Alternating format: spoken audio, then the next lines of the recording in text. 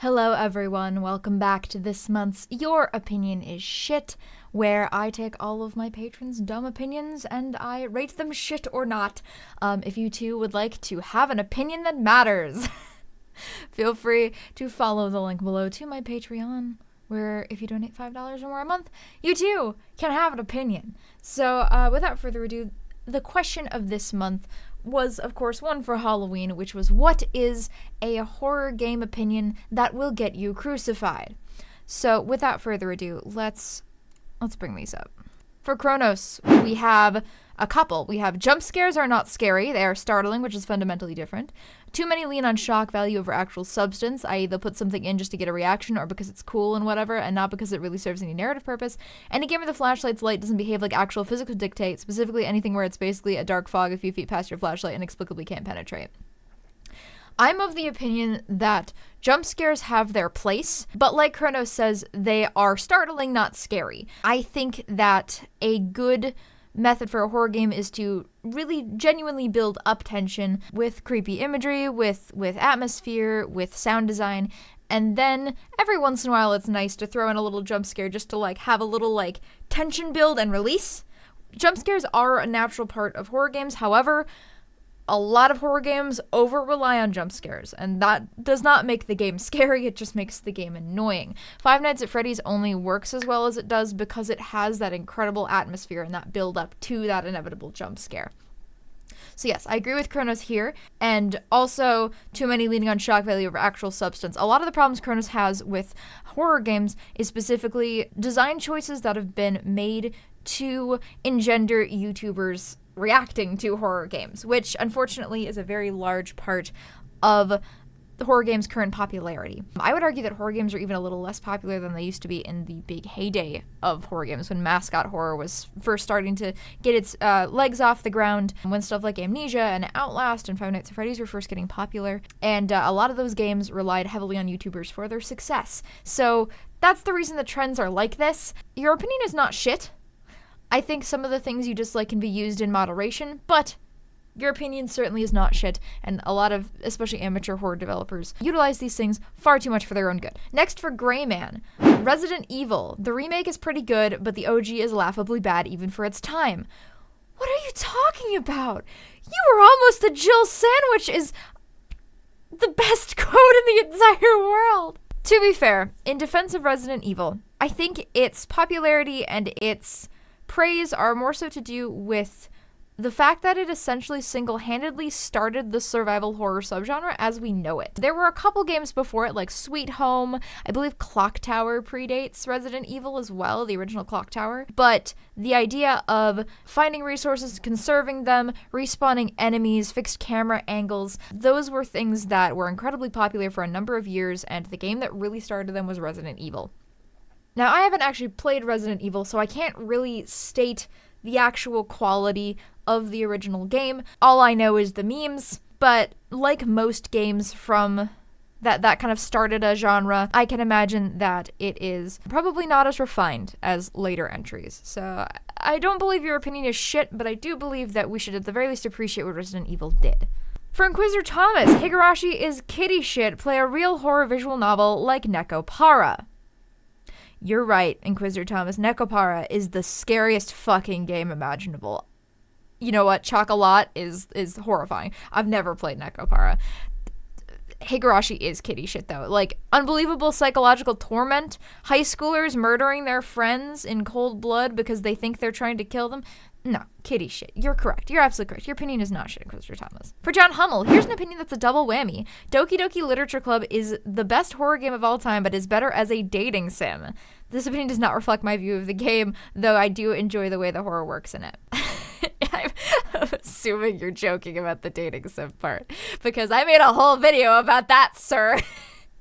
If anybody wants to see my opinions in Doki Doki Literature Club, I'll link the video somewhere, probably up there. I can't remember what side it's on, but I'll link my hour-long Doki Doki Literature Club analysis video. I believe that Doki Doki Literature Club's horror is very, very effective, but only if you actually think about it. Because the horror of DDLC is way more about the implications that the horror is there versus the actual horror itself. I think the initial shock value of Sayori's hanging herself is very, very effective. I think a lot of the stuff involving the poems in the second half is very effective. I think sometimes some of the scares in Doki Doki Literature Club read a little bit OG Mandela catalog to me sometimes, in the fact that it's a scary Photoshop. Ooh. But I agree in the fact that the horror is absolutely effective when thinking about the implications of it being there. That being said, Doki Doki Literature Club is a fucking horrible dating sim. Your opinion is shit. I hate you. For Noah, Outlast was okay. Noah. So Dragon and I represent the two sides of internet viral horror. Dragon represents the mascot horror side, and I represent the everything else. I'm a huge fan of Amnesia. I'm a huge fan of Outlast, OG Outlast. Let's get that clear. I'm a huge fan of those original kind of games that kind of tried to be, I don't want to say art, but kind of tried to be a little more serious, tried to take their stories a little seriously, genuinely tried to give an interesting tale in addition to a bunch of scary shit. Outlast, I think, is an incredibly memorable, incredibly interesting game. If you're Noah and you're looking for gameplay, Outlast is not the most interesting game ever. As far as atmosphere goes, as far as scare factor, as far as pure tension, as far as the things that the game makes you feel while you play it, Outlast is a masterpiece. 100%. As far as gameplay, there's no gunplay whatsoever. There's very little in terms of gameplay except hiding from enemies, finding things, and progressing. Which is probably why Noah doesn't like it, because Noah, a dear friend of mine, is an FPS loser. Love you, man. I disagree with you, Noah. I think Outlast is a very, very good game. And you just need to broaden your horizons. Love you. For Ventus Agri. The animation, gameplay, character design, level design, general visual design for A Spooky Night in Hedgehog's Basement 2 is absolutely fantastic, but the voice acting sucks ass. There's not a single good voice line in the game, especially that guy who sounds like he's talking through a fan. Man, that guy was terrible. I bet he didn't even follow the script.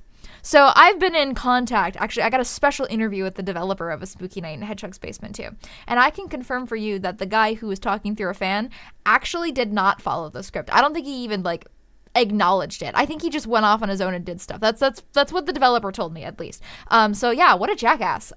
Voice acting in Spooky Nights, absolutely terrible. I think the worst one for me was the GLaDOS impersonator. She did just a shit job. Fuck. She doesn't sound anything like GLaDOS at all.